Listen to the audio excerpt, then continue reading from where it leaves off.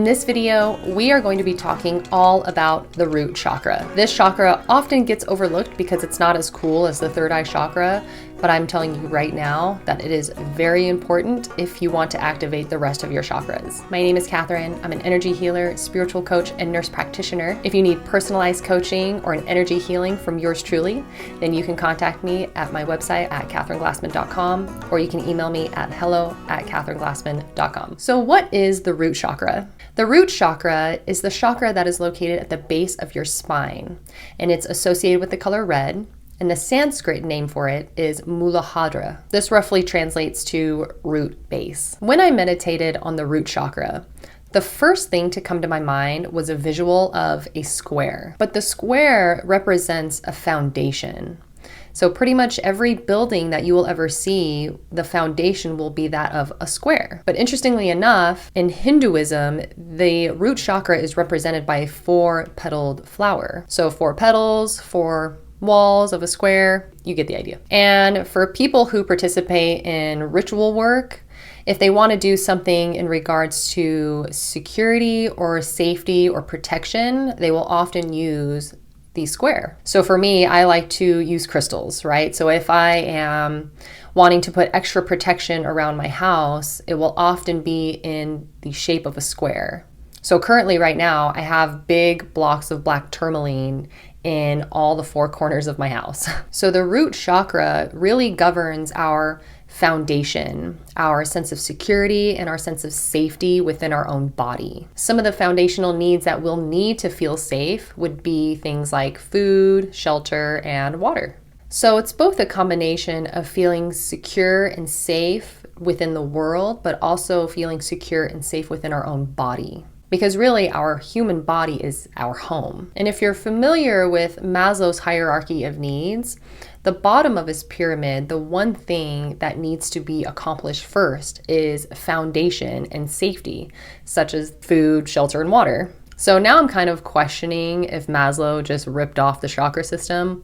I mean, probably not, but I don't know, maybe he got some ideas from it. So what does a balanced root chakra look like? When someone has a balanced root chakra, they feel safe within their body.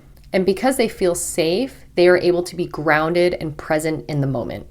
They will rarely use drugs or alcohol as a form of escape because they enjoy being present.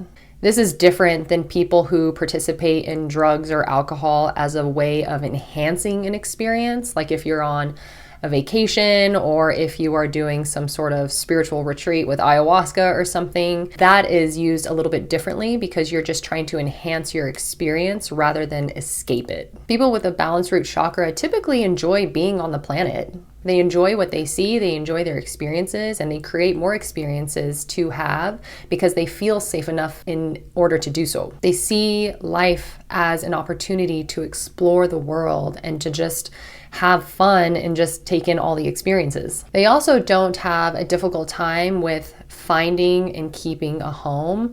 They don't really struggle with having to pay rent or anything like that. They always somehow just have a safe place to stay all the time. And so knowing that you have a home and exploring and wandering the world is different than constantly couch surfing because you don't have a home. So they very much can be wanderers. They can also think clearly and make good, sound decisions.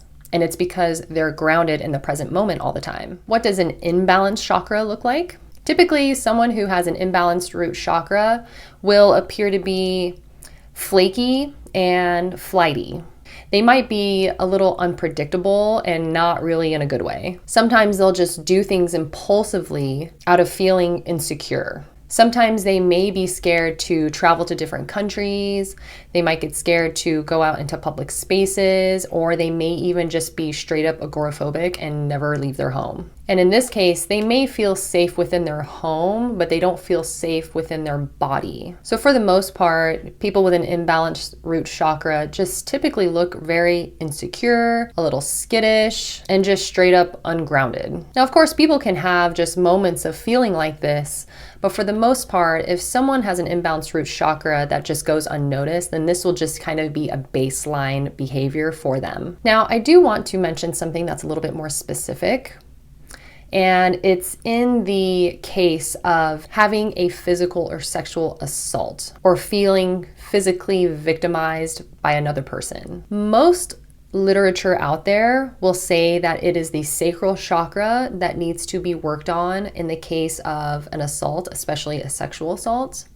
And although this may be the case, it's really the root chakra that needs to be focused on. And when I say this, just keep in mind that this is just my opinion based on my meditations. So, take it or leave it. So the root chakra governs your sense of security and safety within your body. And if you've been physically or sexually assaulted, then your sense of security and safety has been compromised. And this can just continue to follow them whether or not they are in a safe environment. If the root chakra hasn't been fully worked on and if all of that hasn't been healed, then they'll just continue to feel unsafe and just scared to be in their own body, which is completely legitimate because when that happens to you, it's a violation and it was against your will. And so how safe can you possibly feel? It's almost as if they were proven that they can't even be in charge of their own body. And so if you're feeling unsafe in your body, then it would make sense for someone to want to escape from that by drugs or alcohol. They just don't want to be present within their own body.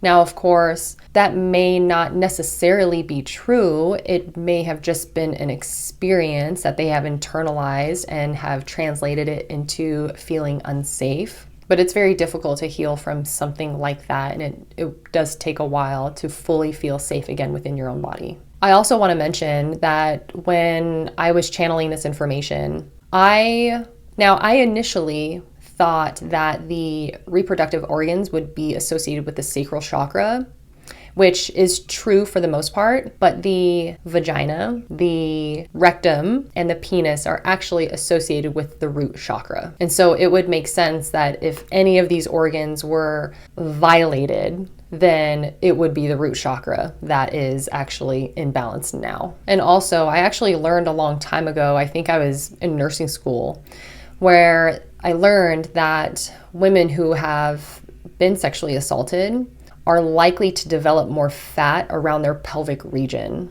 And they couldn't really explain why, but obviously on a spiritual and metaphysical level, the body is just trying to protect that part of the body now. And it could also be just stored up energy that might be collecting fat as well. So how do we balance the root chakra? Well, first and foremost, you have to treat your body very safely and protect it as much as you can. With it comes a sense of love and cherishing the human vessel that you have been given. You have to treat it as if it's some precious family heirloom, right? You would never take this heirloom to the dangerous parts of town.